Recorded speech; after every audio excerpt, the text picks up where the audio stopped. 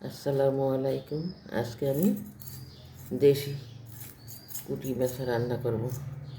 পুঁটি মাছগুলো এখন কেটে নেব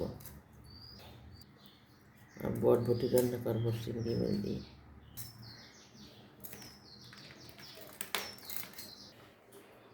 মাছটা কাটা হয়ে গেছে, এখন আমি ভালোভাবে ধুয়ে নেব। এটা কই মাছও আছে, কই মাছ আমি আজকে রান্না করব।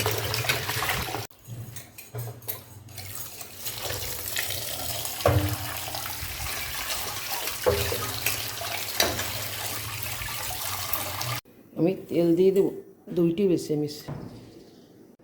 মাছটা আমি এখন হাতে মেখে নেব।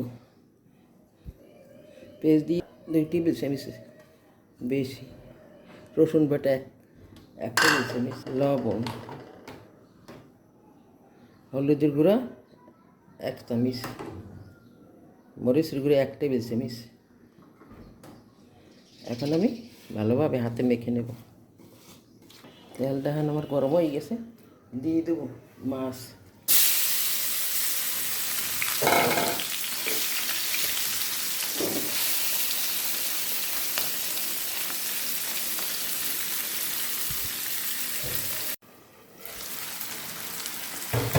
মাছটার এক সাইডে আমার ভাজা হয়ে গেছে, নেব পাঁচটা টেবিল করে দেবো।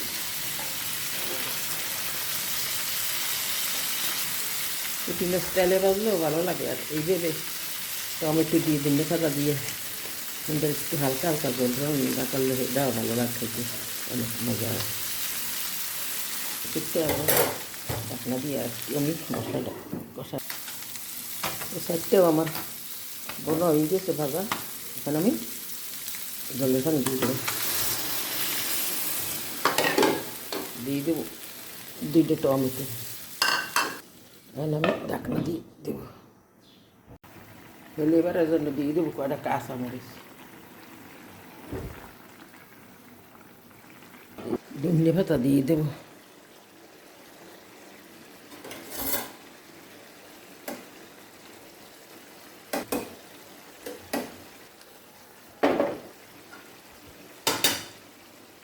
সুন্দর একটা ফ্লেভার। এখন আমি তুলে নেব।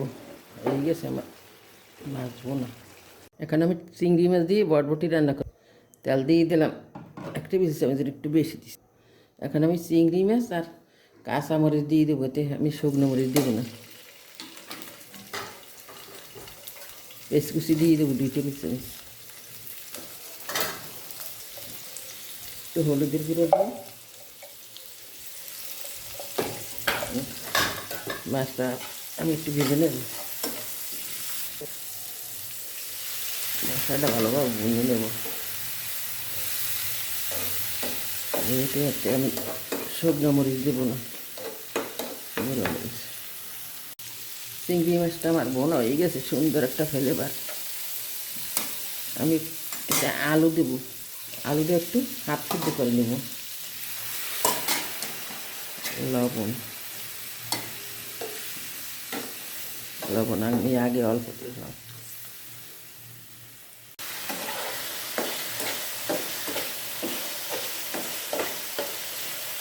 আলুটা আমার সিদ্ধ হয়ে গেছে, এখন আমি দিয়ে দেবো বটবটি, জলের পানি।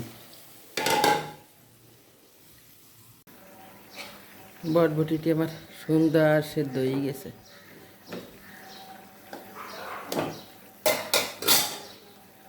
আমি একটু ঝোল ঝোল রাখবো, দিয়ে দেবো ধনে পাতা।